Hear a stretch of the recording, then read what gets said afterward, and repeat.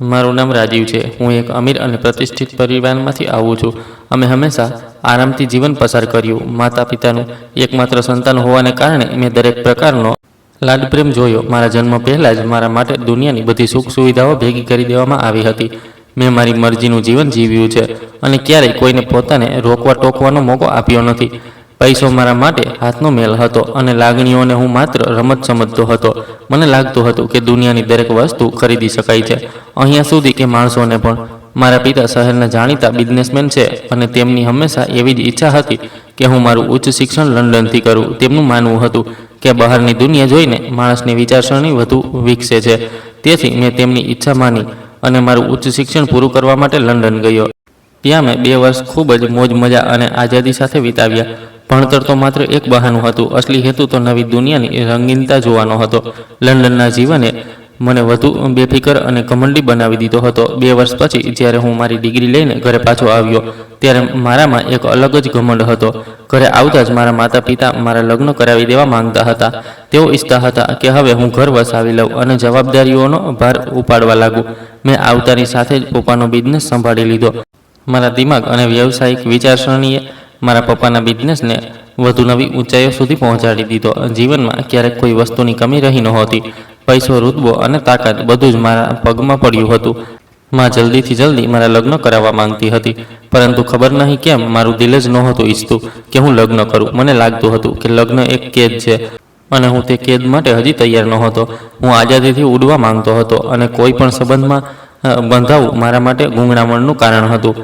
માં અવારનવાર જ્યારે પણ મારા રૂમમાં આવતી ત્યારે એક જ રટણ લગાવીને બેસી જતી હતી, રાજવીર બેટા, હવે તો તે બિઝનેસ પણ સારી રીતે સંભાળી લીધો છે।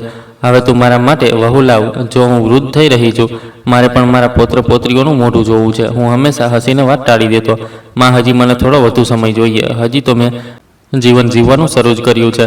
તમે કેમ વારંવાર મને સાંકળોમાં જકડવાની વાતો કરો છો? પણ માં આખરે ક્યાં માનવાવાળી હતી? તેમણે મારી એક પણ ન સાંભળી। જીવન તેના રૂટીનમાં ચાલી રહ્યું હતું કે એક દિવસ માએ અચાનક જાહેરાત કરી દીધી કે તેમણે તેમની સહેલીની દીકરી સાથે મારું સગપણ નક્કી કરી દીધું છે। હું તેનો વિરોધ કરવા માંગતો હતો, પણ પછી પપ્પાની સખ્તાઈ સામે મારી એક પણ ન ચાલી। ઘરમાં લગ્નની તૈયારી ખૂબ જ ઝડપથી થવા લાગી। ચારે બાજુ ખૂબ જ હલચલ થઈ રહી હતી અને ખરીદીને લઈને દોડધામ મચી હતી। દિવાળીના તરત પછી જ મારા લગ્નની તારીખ નક્કી કરી દેવામાં આવી। હું દિલમાં ખૂબ જ પરેશાન રહેતો હતો, પણ બહારથી હું ખુશ હોવાનો દેખાડો કરતો રહેતો હતો। હું મારા માતા પિતાનો એકમાત્ર દીકરો હતો, તેથી મારા લગ્નની ઈચ્છાઓ મારા માતા પિતાના દિલમાં ખૂબ જ વધારે હતી। તેમણે પાણીની જેમ પૈસા વહેડાવવાનું શરૂ કરી દીધું। આખા શહેરમાં મારા લગ્નની ચર્ચાઓ થઈ રહી હતી। બીજી તરફ દિવાળી નજીક હતી અને અમારા ઘરમાં શરૂઆતથી જ એવું થતું આવ્યું હતું કે દિવાળીની આસપાસ મારા પપ્પા શહેરનું વુમન સેન્ટરમાં નવા કપડાં અને થોડા પૈસા દાન કરતા હતા। આ તેમની પોતાની ઈચ્છા હતી, જેને તેઓ પૂરી ઈમાનદારીથી નિભાવતા હતા। તે વર્ષે કામ ખૂબ જ વધારે હોવાને કારણે આ કામ પપ્પાએ મને સોંપી દીધું। રાજવીર બેટા, આજે જ તું વુમન સેન્ટર જા અને આ બધો સામાન ત્યાં પહોંચાડી આવ। બસ હવે થોડા જ દિવસો બાકી છે દિવાળી માટે। તે ગરીબોને પણ તો દિવાળીની ખુશીઓ મનાવવાનો અધિકાર છે। પપ્પાએ મને તેમની ઓફિસમાં બોલાવીને કહ્યું। મેં થોડી ખચકાટ બતાવી। પપ્પા, આ કામ તો તમે પોતે જ કરો છો ને? તો પછી હું આ કેવી રીતે કરીશ? મને તો આ કામનો કોઈ અનુભવ નથી। પપ્પાએ ગંભીરતાથી મારી તરફ જોયું। જો બેટા, હવે તારે આ બધું શીખવું પડશે। કાલે આ બધી જવાબદારીઓ તારે જ નિભાવવાની છે। એટલા માટે જા અને ઇજ્જત સાથે બધાને દિવાળીની નવી ભેટ આપ। મેં માથું ઝુકાવીને હા પાડી દીધી। દર વર્ષની જેમ આ વર્ષે પણ વુમન સેન્ટરની સ્ત્રીઓ માટે અને તેમના બાળકો માટે નવા કપડાં અને ભેટો ખરીદવામાં આવી હતી। નોકરોએ બધો સામાન ગાડીમાં મુકાવ્યો અને હું એકદમ શાહી અંદાજમાં તે બધું લઈને વુમન સેન્ટર તરફ રવાના થઈ ગયો। રસ્તામાં મારા મગજમાં માત્ર મારા લગ્ન અને બિઝનેસના વિચારો ઘૂમી રહ્યા હતા। ગરીબો અને લાચારો માટે મારા દિલ દિમાગમાં કોઈ સહાનુભૂતિ નહોતી। બસ પપ્પાનો આદેશ હતો એટલે મારે જવું પડી રહ્યું હતું। હું ત્યાં પહોંચતા જ વુમન સેન્ટરના એડમિનિસ્ટ્રેશને મારું ત્યાં ખૂબ જ સારું સ્વાગત કર્યું। હું એક ખૂબ જ મોટો બિઝનેસમેનનો દીકરો હતો અને હવે પોતે પણ એક જાણીતો બિઝનેસમેન હતો। મારી હેસિયત અને રૂતબા સામે સૌ ઝૂકતા હતા। વુમન સેન્ટરના ઇન્ચાર્જે મિસ્ટર વરુણ હાંફતા હાંફતા મારી ગાડી તરફ આવ્યા અને મારા માટે દરવાજો ખોલ્યો। વેલકમ રાજીવ સર, તમારા આવવાથી ચારે બાજુ ખુશીઓ જ ખુશીઓ ફેલાઈ ગઈ છે। તમારા પિતાજી દર વર્ષે અમારી મદદ કરે છે અને આજે તમને અહીંયા જોઈને અમને ખૂબ ખુશી થઈ રહી છે। વરુણે ખૂબ જ ઇજ્જત સાથે કહ્યું। મેં ઘમંડી અંદાજમાં જવાબ આપ્યો, થેન્ક યુ વરુણજી। બસ પપ્પા થોડા વ્યસ્ત હતા એટલે તેમણે મને મોકલી દીધો. તમે જલ્દીથી બધા લોકોને ભેગા કરી દો, કેમ કે મારી પાસે અહીં રોકાવા માટે વધારે સમય નથી. હું ખૂબ વ્યસ્ત છું. વરુણે તરત જ સ્ટાફને આદેશ આપ્યો અને થોડી જ વારમાં વુમન સેન્ટરની સ્ત્રીઓ અને બાળકો એક મોટા હોલમાં એકઠા થઈ ગયા. વુમન સેન્ટરની સ્ત્રીઓ એક લાઇનમાં ઊભી રહી ગઈ. તેમના ચહેરા પર દુઃખ અને લાચારીની કહાની લખેલી હતી. મેં એક મોટા ટેબલની પાછળ ઊભા રહીને બધી ભેટો વહેંચવાનું શરૂ કર્યું. હું લાઇનમાં ઊભેલી સ્ત્રીઓને ભેટ વહેંચી રહ્યો હતો. એક સાડી અને સાથે થોડા પૈસાના કવર પણ હતા. દરેક સ્ત્રી આવી પોતાના ભાગની ભેટ લેતી અને મને દુઆઓ આપતી અને પછી લાઇનમાંથી જતી રહેતી. મારો ચહેરો બિલકુલ શાંત હતો અને હું કોઈ મશીનની જેમ કામ કરી રહ્યો હતો. ઘણો સમય સુધી આ સિલસિલો ચાલતો રહ્યો. હોલમાં શાંતિ હતી. માત્ર પગની અને કવરોની સરસરાહટ સંભળાઈ રહી હતી. અચાનક મારી નજર સામે ઊભેલી એક છોકરી પર પડી. તેણે પોતાને એક કાળા રંગના દુપટ્ટાથી સારી રીતે ઢાંકી રાખી હતી. એટલી સારી રીતે કે ચહેરો પણ તે જ દુપટ્ટાથી બાંધાયેલો હતો, જેના કારણે તેનો ચહેરો તો સંપૂર્ણપણે છુપાયેલો હતો, પરંતુ માત્ર તેની આંખો દેખાઈ રહી હતી, જે વારંવાર ઝબકી રહી હતી અને કીકીઓ આમ તેમ ફરી રહી હતી. ક્યારેક તેની આંખો અચાનક ઉપર ઉઠતી તો ક્યારેક એવું લાગતું કે તે પોતાની નજરોને બચાવી રહી છે. મારી નજર તેના પર પડી તો ખબર પડી કેમ મારા દિલમાં અજીબ બેચેની મહેસૂસ થવા લાગી. એક એવો અહેસાસ જે મને અંદર સુધી હલાવી દીધો રહ્યો હતો. મેં તેને નજરઅંદાજ કરવાની કોશિશ કરી અને એક કવર અને એક સાડીનું પેકેટ તેની તરફ વધાર્યું. હું તેને કવર આપવા લાગ્યો તો તેના હાથમાંથી સરકીને જમીન પર પડી ગયું. તે છોકરી એવી ધ્રુજી રહી હતી જાણે તેણે કંઈક અજીબ અને ભયાનક જોઈ લીધું હોય. તેની ગભરાહટ અજીબ હતી. હું ગુસ્સે થઈને જમીન પર પડેલા કવર તરફ જોવા લાગ્યો. ધ્યાનથી પકડો મેડમ, મેં એકદમ કડક અંદાજમાં કહ્યું અને જેવો હું તે કવર ઉઠાવવા માટે નીચે ઝૂક્યો તો મારી નજર તે છોકરીના પગ પર પડી. તેના પગમાં એક પાયલ ચમકી રહી હતી. તે પાયલ જોતાં જ મારા મગજમાં એક જોરદાર ઝટકો લાગ્યો. મારી આંખો ફાટી રહી ગઈ. હું પથ્થરનો થઈ ગયો, કેમ કે આ પાયલને હું કરોડોમાં પણ ઓળખી શકતો હતો. આ કોઈ સામાન્ય પાયલ નહોતી, પણ એક ડિઝાઇનરના હાથે બનાવેલી પાયલ હતી, જે મેં પોતે એક ખાસ વ્યક્તિ માટે અલગથી સૂચન આપીને બનાવડાવી હતી. મારા શ્વાસ ગળામાં જ અટકી ગયા. હું ગભરાઈને ઊભો થયો. મારું દિલ ખૂબ ઝડપથી ધડકવા લાગ્યું. મેં તે છોકરી તરફ જોયું, પણ તે પહેલાં કે હું કંઈ બોલી શકું, તે છોકરી તે કવર ત્યાં જ છોડીને ફરી અને ઝડપથી ત્યાંથી ભાગી ગઈ. હું હતપ્રત થઈને તેની જતી પીઠને જોતો રહ્યો. મારા મગજમાં સવાલોનું તોફાન ઉઠવા લાગ્યું. આ પાયલ આ છોકરી પાસે ક્યાંથી આવી? શું આ તે જ છે? નહીં, આવું ન થઈ શકે. તે અહીંયા શું કરી રહી હશે? હું મારા દિમાગને ખંખેરવાની કોશિશ કરવા લાગ્યો, પણ તે પાયલ મારી આંખો સામે ઘૂમી રહી હતી. મને આ રીતે ઊભેલો અને પરસેવામાં ભીંજાયેલો જોઈને ત્યાંના ઇન્ચાર્જે વરુણે ગભરાઈને પૂછ્યું, સર, તમે ઠીક છો? શું થયું છે? અચાનક તમારી તબિયત તો ખરાબ નથી થઈ રહી ને? મેં મુશ્કેલીથી મારા સૂકા હોઠો પર જીભ ફેરવી અને આ વાત પર માથું હલાવ્યું. આ છોકરી કોણ છે? મેં વરુણને પૂછ્યું. મારા અવાજમાં એક અજીબ ધ્રુજારી હતી, જેને હું છુપાવવાની નિષ્ફળ કોશિશ કરી રહ્યો હતો. જ્યારે મેં સ્ટાફને પૂછ્યું તો વરુણે ઊંડો શ્વાસ લીધો અને અફસોસભર્યા અંદાજમાં બોલ્યો, સર, આ ખૂબ જ શરીફ ઘરની છોકરી છે, ભણેલી ગણેલી પણ છે, પણ કિસ્મતની મારેલી છે બિચારી. કોઈ દગાબાજે પ્રેમના રંગીન સપના બતાવીને ખોટા લગ્નના સપના બતાવ્યા અને પછી બિચારીને અધવચ્ચે છોડીને ચાલ્યો ગયો. ન તો તેના ઘરવાળા તેને અપનાવી રહ્યા છે અને ન તો તે માણસ જેણે તેની જિંદગી બરબાદ કરી છે. તે પડે મને એવું લાગ્યું જાણે કોઈએ મારા પગ નીચેથી જમીન જ ખેંચી લીધી હોય. મારું આખું અસ્તિત્વ ધ્રુજવા લાગ્યું હતું. વરુણની વાતો હથોડા બનીને મારા માથા પર વરસી રહી હતી. આ છોકરી આ વુમન સેન્ટરમાં કેવી રીતે પહોંચી તે વાત હું નહોતો જાણતો, પણ મને પૂરો ભરોસો થઈ ગયો હતો કે આ તે જ છે, મારા ભૂતકાળનું તે કાળું પાનું જેને મેં લંડનના રંગીન જીવનમાં દફનાવી દીધું હતું. મારા મગજમાં તેનો હસતો હસતો ચહેરો ઘૂમી ગયો. તે કેટલીક માસૂમ હતી અને મેં તેની સાથે શું કર્યું? આજે આ વસ્તુનો અંદાજ મને થઈ રહ્યો હતો. મેં મારું ગળું સાફ કર્યું અને પછી વરુણ તરફ જોયું. ક્યારથી છે આ અહીંયા અને તેનો ખર્ચો કોણ ઉઠાવી રહ્યું છે? મેં જાણી જોઈને પૂછપરછ કરવાના અંદાજમાં પૂછ્યું, જેથી મારું અસલી રૂપ સામે ન આવે. વરુણે જવાબ આપ્યો, સર, આખું 1 વર્ષ થઈ ગયું છે તેને અહીંયા આવ્યાને. આ કંઈ પણ માંગતી નથી, બસ જે આપી દે છે તે જ ખાઈ લે છે. બિચારી છોકરી ખૂબ દુઃખી છે અને દિવસ રાત ભણવામાં મહેનત કરી રહી છે. ખૂબ દુઃખ થાય છે તેના દુઃખને સાંભળીને. આ તેના બાળક સાથે અહીંયા જ રહે છે. બાળકનું સાંભળીને તો મારા પગ ધ્રુજી ગયા. મને લાગ્યું જાણે મારી આસપાસની દિવાલો મારા પર પડી જશે. મેં ટેબલનો સહારો લીધો, નહીંતર હું કદાચ ખરેખર પડી ગયો હોત. બાળક? હું હેરાનીથી અને ફાટેલી આંખોથી વરુણ તરફ જોવા લાગ્યો. શું આ છોકરીનું કોઈ બાળક પણ છે? વરુણે મારી હેરાનીને મારી સહાનુભૂતિ સમજી અને માથું હલાવીને કહ્યું, જી સર, તેનું તો બાળક પણ છે. બિચારીનો લગભગ 1 વર્ષ કે 1.5 વર્ષનો ચાંદ જેવો દીકરો છે. બસ તે જ બાળકે લઈને આ વુમન સેન્ટરમાં રહી છે. તે જ બાળકના કારણે જ તો તેના શ્વાસ ચાલી રહ્યા છે, નહીં તો તે તો ક્યારની ખતમ થઈ ગઈ હોત. આ દિવસ રાત પોતાના બાળકને સારી જિંદગી આપવા વિશે વિચારે છે અને એટલે જ મહેનત પણ કરી રહી છે જેથી કંઈક બની શકે. દિવસ રાત પોતાના ભણતરમાં ડૂબેલી રહે છે, ન તો કંઈ બોલે છે અને ન તો બરાબર કંઈ ખાઈ પીવે છે. બસ ખામોશીની સાથે બધાની વાતો સાંભળે છે. ક્યારેક રડતી પણ નથી, બસ પથ્થરની મૂર્તિ બનીને પોતાના કામમાં લાગેલી રહે છે. મને એવું મહેસૂસ થયું જાણે એક પળમાં મારી આખી દુનિયા પલટાઈ ગઈ. મારું દિલ ધક-ધક કરી રહ્યું હતું, મારું મગજ શૂન્ય પડી ગયું હતું. 1 વર્ષનું બાળક એટલે કે મારો દીકરો તે અહીંયા વુમન સેન્ટરમાં આવા ખરાબ હાલતોમાં રહી રહ્યો હતો અને હું ત્યાં મારા બંગલામાં એસો આરામની જિંદગી જીવી રહ્યો હતો. મારી આંખો સામે અંધારું છવાવા લાગ્યું. મેં જે કવર અને સાડીઓ વહેંચવા માટે હાથમાં પકડેલા હતા તે બધું ત્યાં જ ટેબલ પર મૂકી દીધું. વરુણજી, બાકીનો સામાન તમે પોતે જ વહેંચી દો. મારી તબિયત અચાનકથી ખૂબ ખરાબ થઈ રહી છે, મારે પાછું જવું પડશે.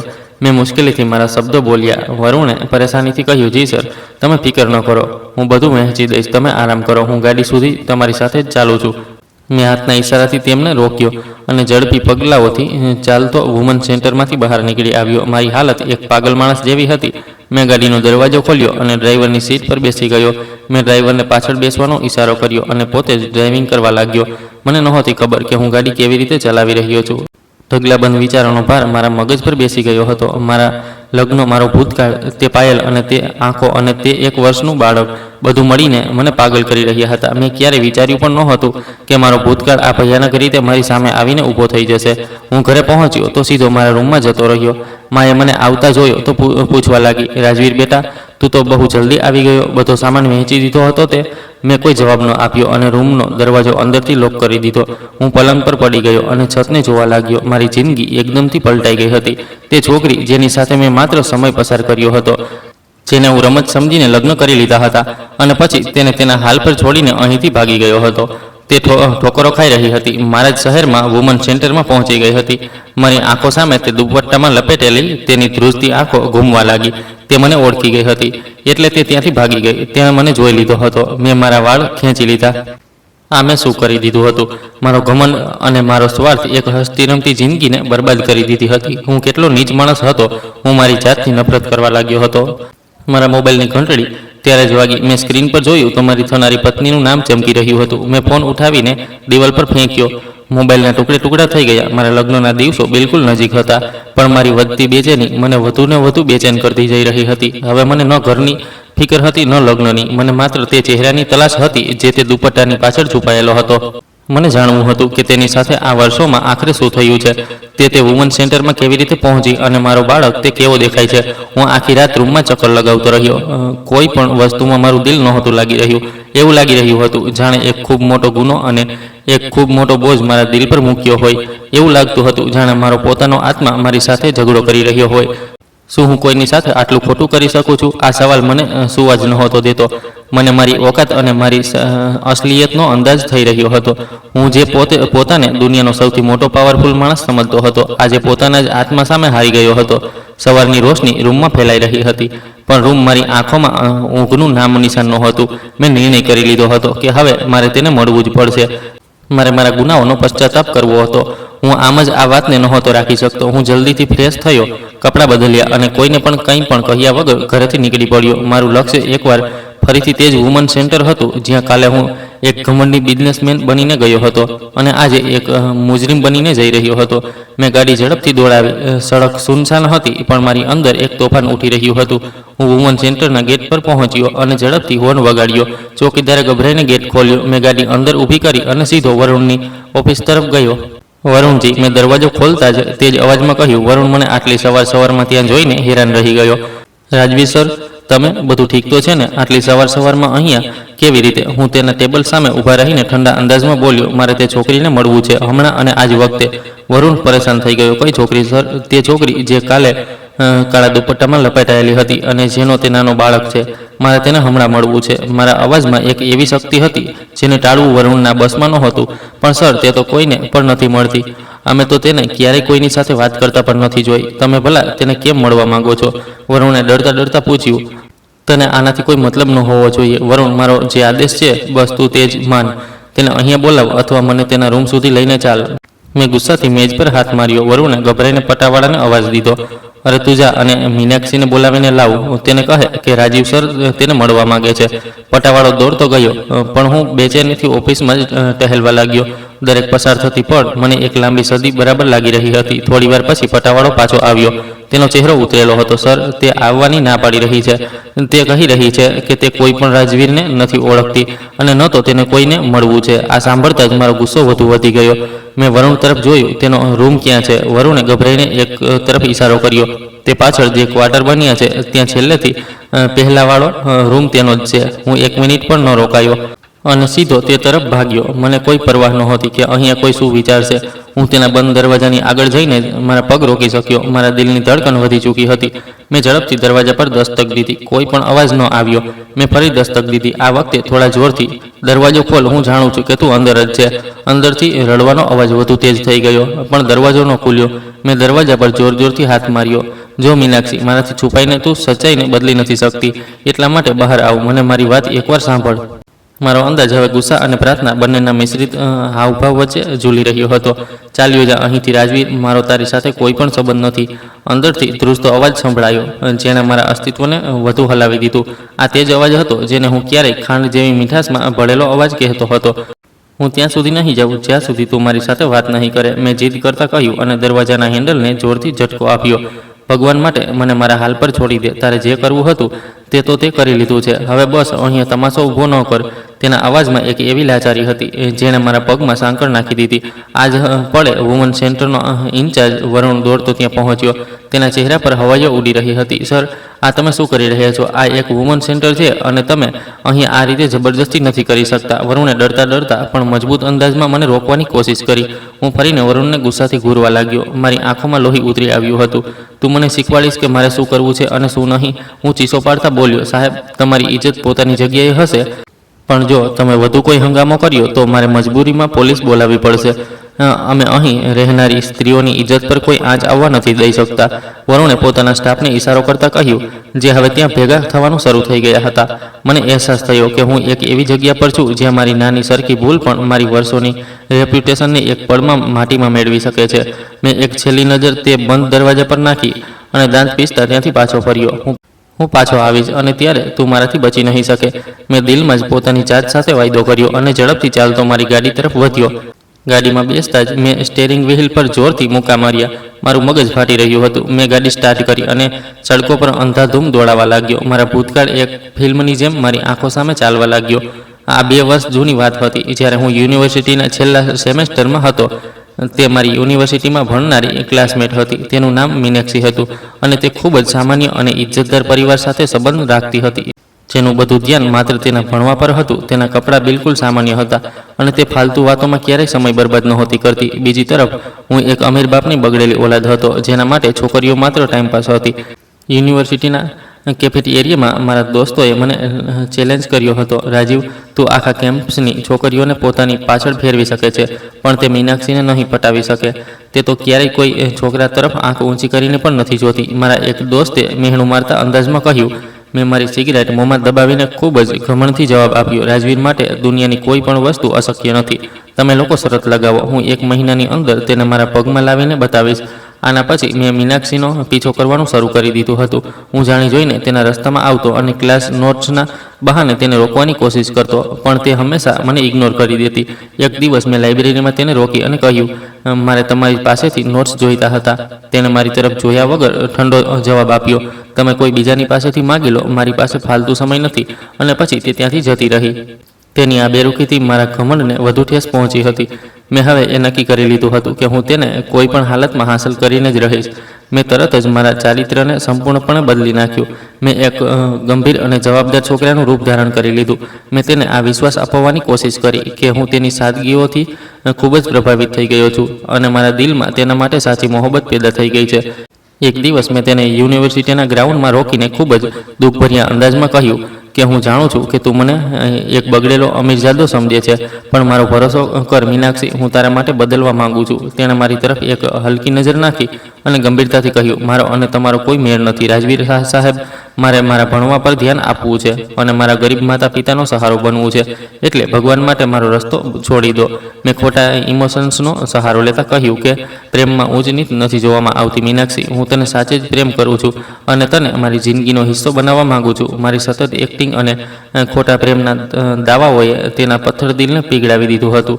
તે મારી વાતોમાં આવી ગઈ હતી. અમે છુપાઈને મળવા લાગ્યા હતા. મેં તેને પ્રેમના તે બધા હસીન સપના બતાવ્યા જેની હકીકતમાં કોઈ સચ્ચાઈ નહોતી. જ્યારે મને મહેસૂસ થયું કે તે સંપૂર્ણપણે મારા જાળમાં ફસાઈ ચૂકી છે તો મેં પોતાનો છેલ્લો પત્તો ફેંક્યો. એક દિવસ મેં તેને મારા ફાર્મ હાઉસ પર બોલાવીને કહ્યું કે મીનાક્ષી, મારા ઘરવાળા હજી મારા લગ્ન માટે નહીં માને.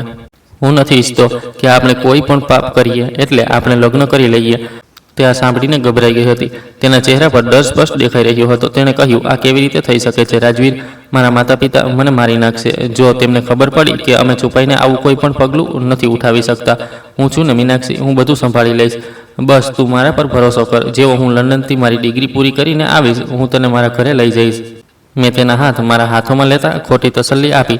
તેણે મારા પર અંધવિશ્વાસ કરી લીધો હતો. મેં થોડા પૈસાથી એક ખોટો પંડિત અને 2-3 ખોટા લોકોને આ કામ માટે તૈયાર કરી લીધા અને તેની સાથે લગ્ન કરી લીધા. તેણે પોતાની ઇજ્જત, પોતાની જિંદગી બધું મારા હવાલે કરી દીધું હતું.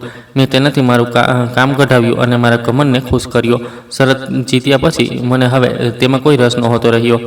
લગ્નના થોડા અઠવાડિયા પછી જ મારા પપ્પાએ લંડન જવાનો મારો બંદોબસ્ત કરી દીધો હતો. મેં તેને આ વિશે જણાવવું પણ જરૂરી ન સમજ્યું. મારી ફ્લાઇટનો દિવસ હતો. હું એરપોર્ટ પર હાજર હતો જ્યારે તેનો કોલ આવ્યો. રાજવીર, તું મને છોડીને આ રીતે કેવી રીતે જઈ શકે છે? તે તો મને કહ્યું હતું કે તું મને તારા ઘરે લઈ જઈશ. તેનો રડતો અવાજ મારા કાનોથી ટકરાયો હતો. મેં ખૂબ જ ઠંડા અને લાપરવાહ અંદાજમાં જવાબ આપ્યો, જો મીનાક્ષી, હું હમણાં ભણવા માટે જઈ રહ્યો છું. મારું દિમાગ ન ખા. હું પાછો આવીને તને મળી લઈશ. તે રડી રહી હતી, ગીડગીડાવી રહી હતી. તેણે કહ્યું, તું મારી સાથે આવું નથી કરી શકતો રાજવીર. મારા ઘરવાળાઓને શંકા થઈ રહી છે. હું મરી જઈશ. મેં બેહદ બેરહેમીથી જવાબ આપ્યો, તો મરી જા, મને તેનાથી કોઈ ફરક નથી પડતો. મેં આ છેલ્લા શબ્દો કહ્યા અને ફોન બંધ કરીને સિમ કાર્ડ કાઢીને તોડી નાખ્યું અને કચરાપેટીમાં ફેંકી દીધું. લંડનની આઝાદ હવામાં પહોંચીને હું તેને સંપૂર્ણપણે ભૂલી ચૂક્યો હતો. મને યાદ જ નહોતું રહ્યું કે મેં કોઈની જિંદગી બરબાદ કરી હતી. મેં ત્યાં નવી દોસ્તીઓ બનાવી, ઢગલા રંગીનતા જોઈ અને 2 વર્ષ પછી જ્યારે પાછો આવ્યો તો મીનાક્ષીનું નામ પણ મારા દિલ દિમાગમાંથી મટી ચૂક્યું હતું. ગાડી જોરદાર ઝટકા સાથે રોકાઈ તો હું ભૂતકાળની તે તીખી યાદોમાંથી બહાર આવ્યો. હું મારા ઘરના પોર્ચમાં ઊભો હતો. ઘરને ખૂબ સારી રીતે સજાવવામાં આવી રહ્યું હતું. ચારે બાજુ ખુશીનો માહોલ હતો. નોકરો આમ તેમ દોડી રહ્યા હતા. મારા લગ્નની તૈયારીઓ જોરશોરથી ચાલી રહી હતી. હું ભારે પગલાઓ સાથે ઘરમાં દાખલ થયો. માં મને જોતા ખુશીથી દોડતી આવી. તેમના હાથમાં ઝવેરાતના ડબ્બા હતા. જો રાજવીર, હું તારી દુલ્હન માટે કેટલા સુંદર ઝવેરાત લઈને આવી છું. તે તો તેમાંથી કંઈ પસંદ જ નહોતું કર્યું તો હું પોતે જ ખરીદી લાવી. માં મને ડબ્બા ખોલીને બતાવતા કહી રહી હતી. તે ચમકતા ઝવેરાતને જોઈને મારી આંખોમાં તે સસ્તી પાયલ ઘૂમી ગઈ જે મેં મીનાક્ષીને પહેરાવી હતી અને જે આજે તેણે વુમન સેન્ટરમાં પાડી દીધી હતી. મારી અંદર એક અજીબ ગૂંગણામણ ઉઠી. મારે કંઈ પણ નથી જોવું માં. મારા માથામાં ભયંકર દુખાવો થઈ રહ્યો છે. મને એકલો છોડી દો. મેં શક્તિથી જવાબ આપ્યો અને માના હેરાની ભર્યા ચહેરાને નજરઅંદાજ કરતા સીધો મારા રૂમ તરફ ચાલ્યો ગયો. રૂમમાં આવીને મેં દરવાજો જોરથી બંધ કર્યો અને પલંગ પર સૂઈ ગયો. મારા શ્વાસ તેજ ચાલી રહ્યા હતા. તે મારી પત્ની હતી, મારી જીવનસાથી, અને મેં તેને વુમન સેન્ટર પહોંચાડી દીધી હતી. મારા કાનોમાં વરુણના તે શબ્દો ગૂંજવા લાગ્યા કે તેનો બાળક 1 વર્ષનો પણ છે.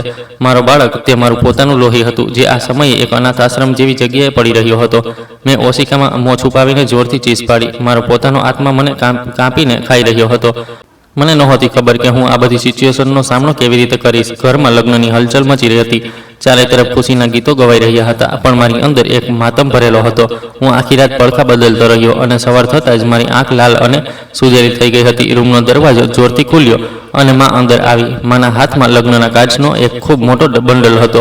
રાજવીર બેટા ઉઠ, જો તારા દોસ્તો માટે કેટલા સુંદર કાર્ડ છપાયા છે.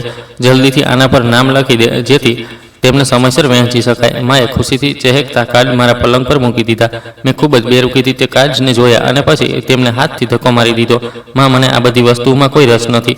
તમે કોઈ નોકરને કહીને નામ લખાવી લો. હું બહુ થાકેલો છું. મેં મારું મોં બીજી તરફ ફેરવતા ખૂબ જ રૂખાપણાથી જવાબ આપ્યો. માં હેરાનગી અને થોડા ગુસ્સાથી મને ઘૂરવા લાગી. આખરે શું થઈ ગયું છે રાજવીર? જ્યારથી તું લંડનથી પાછો આવ્યો છે દરેક વાત પર ચીડાઈ રહ્યો છે. તારા લગ્ન છે, આ કોઈ મજાક નથી થઈ રહી. ઘરમાં મહેમાન પણ આવવાના છે અને તું આ રીતે મોં ફેરવીને બેઠો છે. માએ મને ખભાથી પકડીને સીધો કર્યો. મેં એક ઝટકાથી મારો ખભો છોડાવ્યો અને પલંગ પરથી ઉઠીને ઊભો થઈ ગયો. મેં તમને કહ્યું ને માં, મને પરેશાન ન કરો, મને એકલો છોડી દો. હું કોઈ પણ મહેમાનને નથી મળવા માંગતો. મારા અવાજમાં એક અજીબ ઝુલઝુલાહટ હતી જેને માને વધુ પરેશાન કરી દીધા. તે થોડીવાર મને જોતી રહી અને પછી બબડતી રૂમમાંથી બહાર જતી રહી.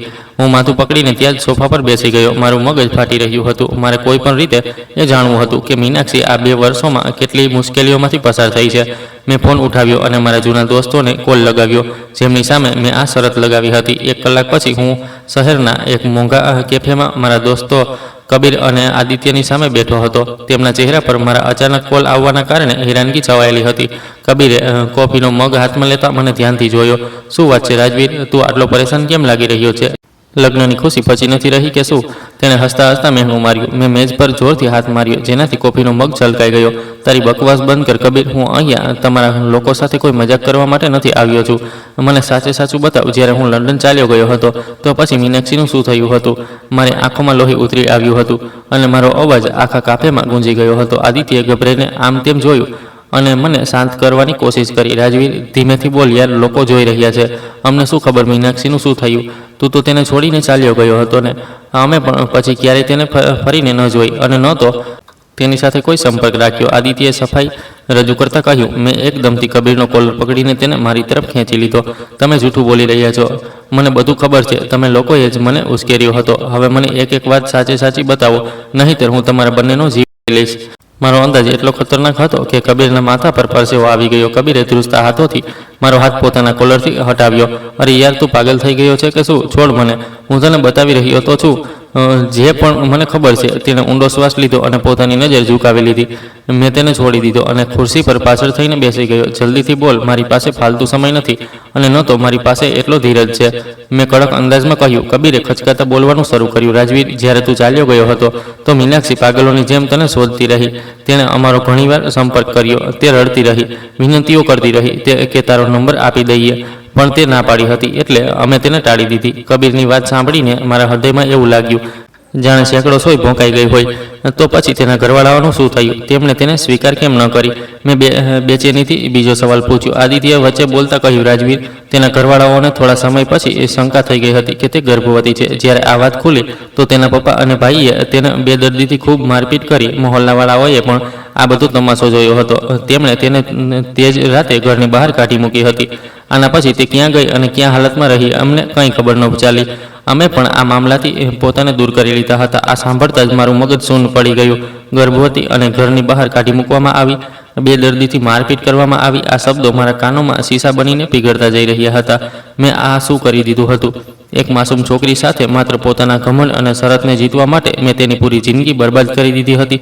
તેના પરિવાર તેને ઠુકરાવી દીધી અને હું, જેને તેને સહારો આપવાનો હતો, તે અહીંથી ફરાર થઈ ગયો હતો. મેં મારો ચહેરો હાથોમાં છુપાવી લીધો અને પછી જેમ તેમ કરીને બહાર નીકળી આવ્યો. મારા દોસ્તો પાછળથી અવાજ આપતા રહ્યા, પણ મેં પાછળ ફરીને ન જોયું. મેં ગાડી સ્ટાર્ટ કરી અને સડકો પર બેમકસદ ફરવા લાગ્યો. મને હવે મારી જાતથી એવું લાગી રહ્યું હતું કે હું કોઈ દરિંદાથી ઓછો નથી.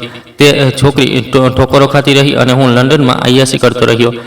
તે મારા બાળકની માં બનવાવાળી હતી અને મેં તેનો ફોન પણ ઉઠાવવો ગમ્યો ન હતો. આ કેવો ગુનો હતો જેની માફી કદાચ ભગવાન પણ મને ન આપે.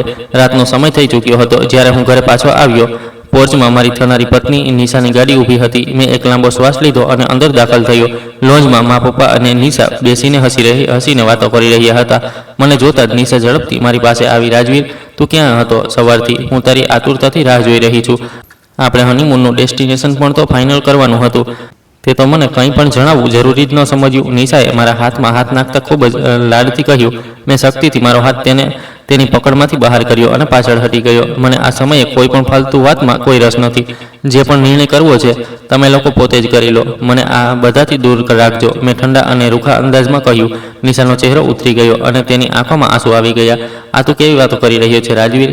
અમારા લગ્ન થવાના છે અને તું મારી સાથે આ રીતે વાત કરી રહ્યો છે જેમ કે હું કોઈ અજાણી છું. તેને રડતા અવાજમાં ફરિયાદ કરી. પપ્પાએ ગુસ્સાથી અખબાર મેજ પર પછાડ્યું અને ઊભા થઈ ગયા. રાજવીર, આ શું બદતમીજી કરી રહ્યો છે તું? પોતાની થનારી પત્ની સાથે આ રીતે વાત કેવી રીતે કરી શકે છે? તારું મગજ ખરાબ થઈ ગયું છે કે શું? આ શું વ્યવહાર છે તારો? પપ્પાના અવાજમાં કડકાઈ અને શક્તિ સ્પષ્ટ દેખાઈ રહી હતી. મેં પપ્પાની આંખોમાં આંખો નાખીને જોયું. મારી આંખોમાં કોઈ શરમ નહોતી, પણ એક અજીબ બગાવત હતી. પપ્પા, મને આ સમયે કોઈની કોઈ પણ પરવાહ નથી. મારું મગજ પહેલાથી જ ખૂબ બધી મૂંઝવણોમાં ફસાયેલું છે. મારા પર વધુ બોજ ન નાખો, નહીંતર હું કંઈક એવું કરી દઈશ જે તમારા માટે શરમજનક બની જશે. મેં આ કહ્યું અને ઝડપી પગલાઓથી મારા રૂમમાં ચાલ્યો ગયો. પાછળથી પપ્પાના ચીસો પાડવાના અવાજો આવતા રહ્યા, પણ મેં દરવાજો જોરથી બંધ કરી દીધો. હું રૂમમાં અંધારું કરીને ચૂપચાપ બેસી ગયો. નિશાના ચહેરા પર જે દુઃખ હતું તે મીનાક્ષીના દુઃખ સામે કંઈ પણ નહોતું. નિશાને તો માત્ર મારી બેરૂખીનું દુઃખ હતું, પણ મીનાક્ષીએ તો પોતાની ઇજ્જત, પોતાનું ઘર અને પોતાનું અસ્તિત્વ પણ મારા પાછળ બરબાદ કરી દીધું હતું. અને બદલામાં તેને માત્ર રૂસવાઈ અને વુમન સેન્ટરની છત મળી હતી. આવનારા થોડા દિવસો મારા માટે કોઈ નર્કથી ઓછા નહોતા. ઘરમાં ઢોલક વાગી રહી હતી, મહેંદી લગાવવામાં આવી રહી હતી અને મારો દમ ઘૂંટી રહ્યો હતો. મને દરેક ખુશી, દરેક હાસ્ય મારા જખમો પર તેજાબની જેમ મહેસૂસ થઈ રહ્યું હતું. રાતના સમયે હું છુપાઈને ઘરેથી નીકળતો અને વુમન સેન્ટરની તે જૂની બિલ્ડિંગ સામે જઈને ઊભો થઈ જતો. હું અંદર જવાની હિંમત નહોતો કરી શકતો, પણ તે બિલ્ડિંગની દિવાલોને જોઈને મને એવું લાગતું જાણે મારો દીકરો મને બોલાવી રહ્યો હોય. એક રાત વરસાદ થઈ રહ્યો હતો. મેં મારી ગાડી વુમન સેન્ટર સામે રોકીને બારીમાંથી બહાર જોઈ રહ્યો હતો. વરસાદના ટીપાં કાચ પર પડી રહ્યા હતા અને મારી અંદર પશ્ચાતાપનો એક સમુદ્ર તોફાન મચાવી રહ્યો હતો. મેં કેટલો મોટો જુલમ કર્યો છે તારી સાથે મીનાક્ષી. તે મારા પર અંધવિશ્વાસ કર્યો અને મેં તે ભરોસાને મારા પગ નીચેથી કચડી નાખ્યો. હું આ કાબિલ તો નથી કે તારી પાસે માફી માંગી શકું. મેં સ્ટેરિંગ પર માથું રાખીને પોતાની જાત સાથે કહ્યું. મારી આંખોમાંથી આંસુ વહેવા લાગ્યા, જે મેં આજ સુધી ક્યારેય નહોતા વહાવ્યા. મારો ગુરુર, મારો ઘમંડ, મારી દોલત, બધું જ હવે બેકાર મહેસૂસ થઈ રહ્યું હતું. મને અહેસાસ થઈ રહ્યો હતો કે દુનિયાનો બધો પૈસો મળીને પણ મને તે શાંતિ નથી આપી શકતો જે મેં તે છોકરી પાસેથી છીનવી લીધી હતી. મારા લગ્નના દિવસો બિલકુલ નજીક આવી ગયા હતા, પણ મારી વધતી બેચેની મને વધુને વધુ પરેશાન કરતી જઈ રહી હતી. મને લાગતું હતું જાણે એક ખૂબ મોટો પહાડ મારા હૃદય પર મૂકેલો છે અને હું શ્વાસ નથી લઈ શકતો. કોઈ પણ વસ્તુમાં મારું દિલ નહોતું લાગી રહ્યું. એવું લાગી રહ્યું હતું જાણે ખૂબ મોટો ગુનો, એક ખૂબ મોટો બોજ મારા દિલ પર મૂક્યો હોય. એવું લાગતું હતું જાણે મારો પોતાનો આત્મા મને વારંવાર ધિક્કારી રહ્યો હોય કે શું હું કોઈની સાથે આટલું ખોટું કરી શકું છું. આ સવાલ મને પાગલ કરી રહ્યો હતો. મેં નિર્ણય કરી લીધો હતો કે હવે હું આ હકીકતથી વધુ ભાગીશ નહીં. હું કોઈ ખોટા લગ્નના બંધનમાં બંધાઈને એક બીજી છોકરીની જિંદગી બરબાદ નહીં કરું, અને ન તો મારા બાળકને તે વુમન સેન્ટરની દિવાલોની પાછળ સડવા દઈશ. મારે મારા ગુનાઓનો હિસાબ આપવાનો હતો અને તેની શરૂઆત મારે આ જ બિલ્ડિંગની અંદરથી કરવાની હતી. મારા લગ્નના દિવસો બસ એક બે જ બાકી હતા, પણ મારી બેચેનીએ મને પાગલ કરી દીધો હતો. રાજવીર બેટા, તે તારી તૈયારી હજી સુધી પૂરી નથી કરી. ઘરમાં મહેમાનોની લાઈન લાગેલી છે અને તું અહીંયા અંધારામાં બેઠો છે. માએ રૂમનો દરવાજો ખોલતા હેરાનગી, પરેશાની અને ગુસ્સાથી કહ્યું. તેમના માથા પર ચિંતાની રેખાઓ સ્પષ્ટ દેખાઈ રહી હતી. મને કોઈ વસ્તુની કોઈ પરવાહ નથી માં. ભગવાન માટે તમે મને મારા હાલ પર છોડી દો. મારાથી આ બધું નથી થઈ રહ્યું. મેં મારા વાળમાં હાથ ફેરવતા કહ્યું. મારું આખું અસ્તિત્વ પરસેવામાં ભીંજાઈ ગઈ ચૂક્યું હતું. આ કેવી વાતો કરી રહ્યો છે તું શું પાગલ થઈ ગયો છે? તારા લગ્ન છે અને તું આ રીતે માતમ મનાવી રહ્યો છે? માએ મારી પાસે આવીને હેરાનગી અને આઘાતની હાલતમાં મને પૂછ્યું. તેમની આંખોમાં ડર સ્પષ્ટ દેખાઈ રહ્યો હતો. હા, હું પાગલ થઈ ગયો છું, કેમ કે મને મારી ઓકાતનો અંદાજ થઈ ગયો છે. હું એક દરિંદો છું. મેં ચીસો પાડતા મેજ પર મૂકેલો ગ્લાસ જમીન પર ફેંક્યો. મારા અવાજમાં એક અજીબ દહેશત હતી. મને મારી ભૂલનો અહેસાસ થઈ રહ્યો હતો. તે દિવસે હું કંઈ પણ વિચારે સમજ્યા વગર ફરીથી વુમન સેન્ટર પહોંચ્યો અને ત્યાંના સ્ટાફને કહ્યું કે મારે તે છોકરીને મળવું છે. રાજવીર સાહેબ, તમે ફરી અહીંયા આવી ગયા. મેં તમને જણાવ્યું હતું ને કે તે છોકરી કોઈને નથી મળતી. તમે અમારા સેન્ટરનું માહોલ ખરાબ કરી રહ્યા છો. વરુણે મારો રસ્તો રોકતા ખૂબ જ ગંભીર અને ગુસ્સાના અંદાજમાં કહ્યું.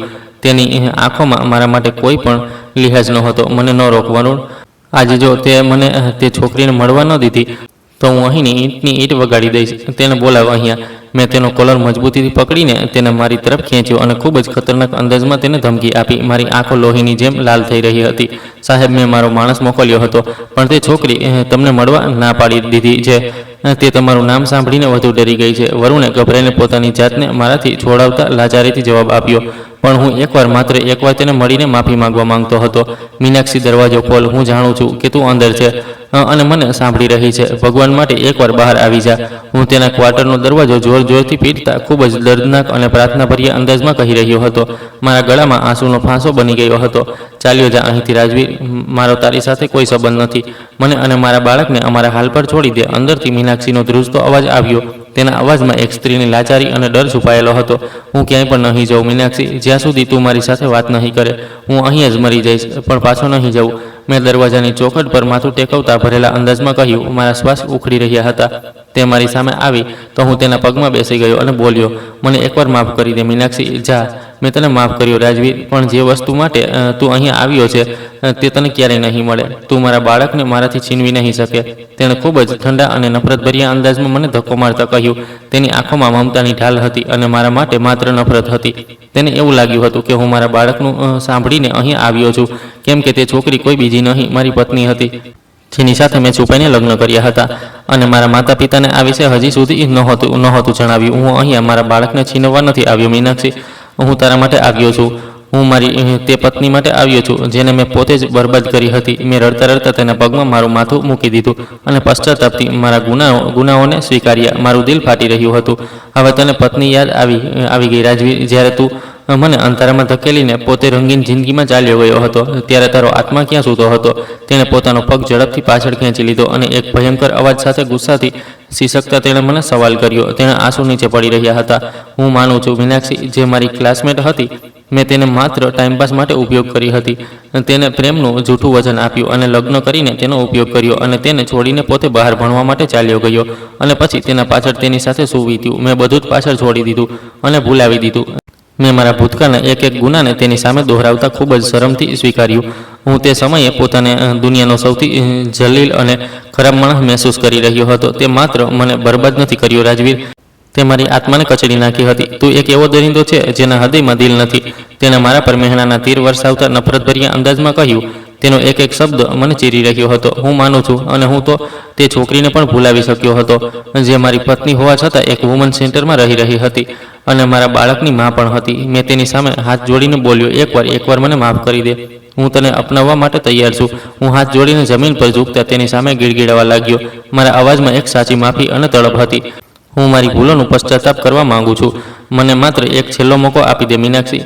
હું બધું ઠીક કરી દઈશ. હું હેબકા લેતા તેની આંખોમાં જોવાની કોશિશ કરી રહ્યો હતો, પણ તે સતત મારાથી નજર ચોરી રહી હતી. મારું બાળક મારી સામે આવ્યો તો મને અહેસાસ થયો કે મેં કેટલી મોટી ભૂલ કરી છે. આ બાળકને ન અડતો રાજવીર.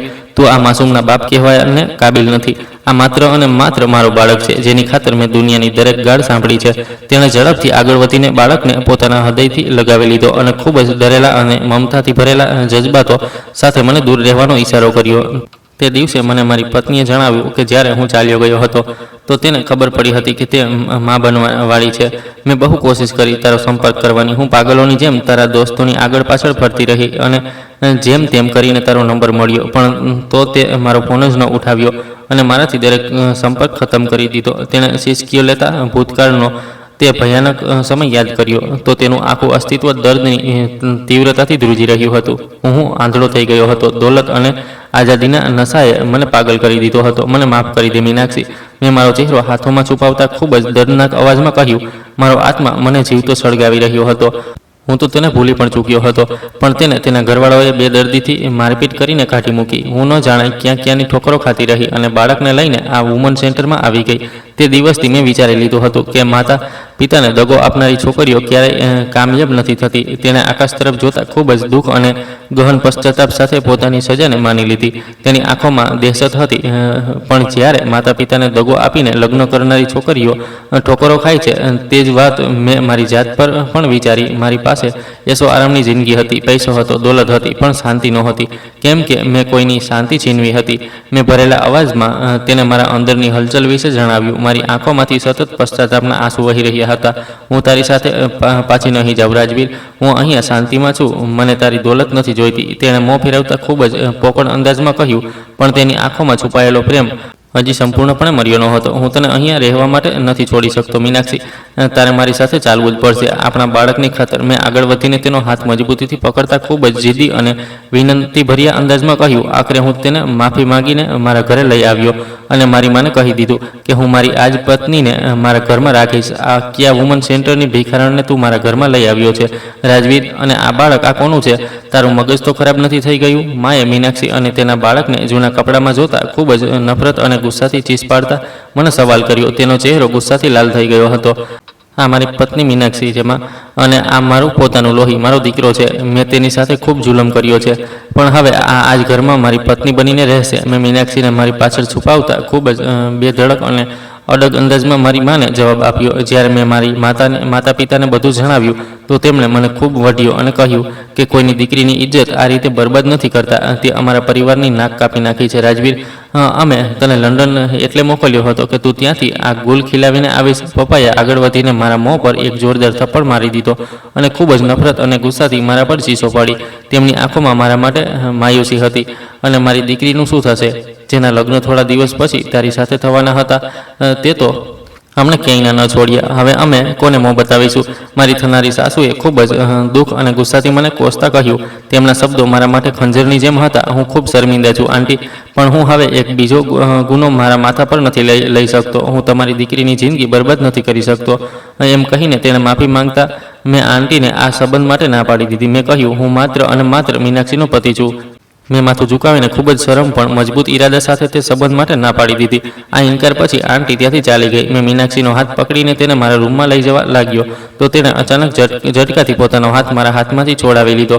હું દંગ રહી ગયો કે ભલા હવે તે આવું કેમ કરી રહી છે. તેણે પોતાની પથ્થર જેવી આંખો કરતાં મારાથી કહ્યું, રાજવીર, તે મારી સાથે જે કંઈ પણ કર્યું તેના વિશે બધાને ખબર હતી, સિવાય તારા માતા પિતાના. હું અહીંયા આજે તારી સાથે એટલે નથી આવી હતી કે તને માફ કરું અને તારી સાથે તારી પત્ની બનીને રહું, પણ હું ઈચ્છતી હતી કે તું કેટલો મોટો દરિંદો છે તે તારા માતા પિતાને પણ તો ખબર પડે. અને આ ખુલાસા માટે જ હું અહીંયા સુધી ચાલીને આવી. અને હવે જ્યારે તારી સચ્ચાઈ બધાની સામે આવી ચૂકી છે તો હવે હું અહીંથી જઈ રહી છું. આ સાંભળતા જ મારા પગ નીચેથી જાણે જમીન નીકળી ગઈ. હું એકવાર ફરીથી મીનાક્ષીના પગમાં બેસી ગયો. જ્યારે તે મારા ગીડગીડાવાથી પણ ન માની તો મેં તેને અમારા બાળકના શ્રેષ્ઠ ભવિષ્યનો વાસ્તો આપ્યો. તો તેણે પાછું ફરીને કહ્યું કે તારે મારા બાળકની ફિકર કરવાની કોઈ જરૂર નથી. રાજીવ, તને શું લાગે છે કે મેં આટલા દુઃખ દર્દ જે કંઈ પણ સહ્યા છે તે શું બધું આમ જ હતું? મેં બધું માત્ર અને માત્ર મારા બાળક માટે સહ્યું છે. અને તને શું લાગે છે કે શું મને મારા દીકરાના શ્રેષ્ઠ ભવિષ્યની ચિંતા નથી? શું હું તેને હંમેશા વુમન સેન્ટરમાં રાખવાની હતી? બિલકુલ નહીં. એક પ્રેમિકા નબળી હોઈ શકે છે રાજવીર, એક પત્ની પણ, એક માં ક્યારે પણ નબળી નથી હોતી. એક માં પોતાના બાળકો માટે દુનિયાની કોઈ પણ મોટી મુસીબત મોટામાં મોટી ચટ્ટાનથી પણ ટકરાઈ જાય છે. અને તારાથી વધારે મને મારા બાળકની પરવાહ છે. આટલા સમયથી હું વુમન સેન્ટરમાં માત્ર એટલે રહી હતી જેથી પોતાની જાતને મજબૂત બનાવી શકું અને મારા દીકરાને એક શ્રેષ્ઠ જિંદગી આપી શકું. આના વિશે હું ક્યારેય સપનામાં પણ નહોતી વિચારી શકતી. અને કિસ્મતનો ખેલ જો કે આજે જ મારું તે સપનું પૂરું પણ થયું. અને સાથે જ મારો હેતુ કે અસલિયત તારા માતા પિતાને ખબર પડે તે પણ આજે જ થવાનું હતું. એમ કહેતા મીનાક્ષીએ પોતાના પર્સમાં હાથ નાખીને મને એક કવર બતાવ્યું. જ્યારે મેં તેમાંથી કાગળ કાઢીને વાંચ્યું તો હું હેરાન પણ હતો અને ખૂબ ખુશ પણ, કેમ કે મીનાક્ષીનું સિલેક્શન જુનિયર આસિસ્ટન્ટની પોસ્ટ પર થઈ ચૂક્યું હતું. તે કાગળ વાંચતા જ જેવો ખતમ થયો, મીનાક્ષીએ તેને મારા હાથોમાંથી છીનવી લીધો. તે કહેવા લાગી, આજે જ મને મારો એપોઇન્ટમેન્ટ લેટર મળ્યો છે. હું જાણું છું કે નોકરી નાની છે અને પગાર ઓછો છે, પણ અમે મારા દીકરો ઇજ્જતની જિંદગી જીવી શકીએ તેના માટે પૂરતું છે. અને હવે હું મારા દીકરાને સારી જિંદગી આપવા માટે સંપૂર્ણપણે તૈયાર છું, જેના માટે મને તારા જેવા ગીરેલા માણસની જરાય પણ જરૂર નથી. તે મારી સાથે જે પણ કંઈ કર્યું તેને હું હવે પાછળ છોડી દેવા માગું છું, કેમ કે તે ભયાનક ભૂતકાળ સાથે હું મારા દીકરાને એક શાનદાર ભવિષ્ય નથી આપી શકતો. જો આજે મને કોઈ પણ વસ્તુનો સૌથી વધુ અફસોસ છે તો તે એ કે મારા માતા પિતાએ મને માફ ન કરી, પણ છતાં મને જ્યારે પણ મોકો મળશે હું તેમની પાસે માફી માંગવા જતી રહીશ. કદાચ મારા જીવનમાં કોઈ એવો દિવસ પણ આવે જ્યારે તેઓ મને માફ કરી દે અને મને પૂરી જિંદગી આ વાતનો પણ એ અફસોસ રહેશે કે મેં મારા માતા પિતાને દગો આપ્યો. તેની આ વાત સાંભળીને મારું દિલ દર્દથી ખરાબ રીતે ધ્રુજવા લાગ્યું. મને મારી જાત એક મુજરીમની જેમ લાગી રહી હતી. ભૂલ તો આપણે બંનેએ કરી હતી રાજવીર, પણ સજા માત્ર મને મળી. તું તો એશની જિંદગી જીવી રહ્યો હતો. આ સાંભળતા જ મેં તેના પગ પકડી લીધા અને આંસુ વહાવતા તેને એકવાર ફરીથી સમજાવવાની કોશિશ કરી, પણ તેને એક જ ઝટકામાં પોતાના પગ મારાથી છોડાવ્યા અને જતાં જતાં કહ્યું કે થોડા જ દિવસોમાં તલાકના પેપર્સ હું તારા ઘરે મોકલી દઈશ, કેમ કે તારા જેવા ખરાબ માણસનો પડછાયો હું મારા બાળક પર ક્યારેય પડવા નહીં દઈ શકું.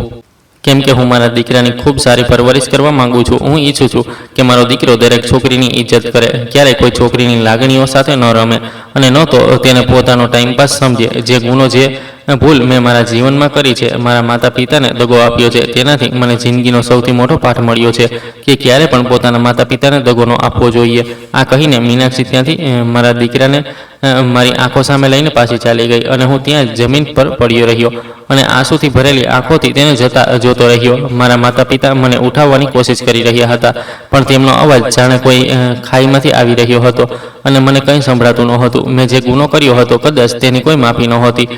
તમે જણાવો, શું હું માફીને કાબિલ હતો કે નહીં?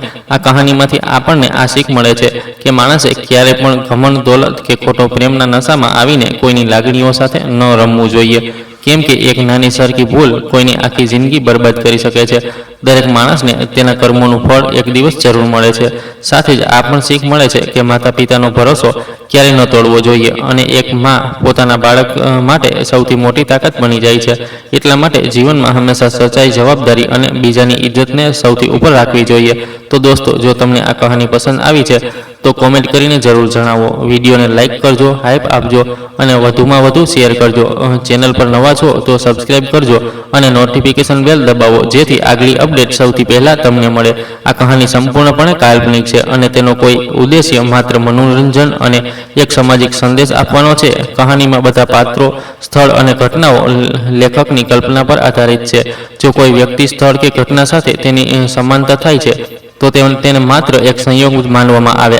આ કહાનીના માધ્યમથી કોઈની લાગણીઓને ઠેસ પહોંચાડવાનો કે કોઈ વ્યક્તિ, સમાજ કે સંસ્થાને બદનામ કરવાનો કોઈ ઉદ્દેશ્ય નથી. ધન્યવાદ.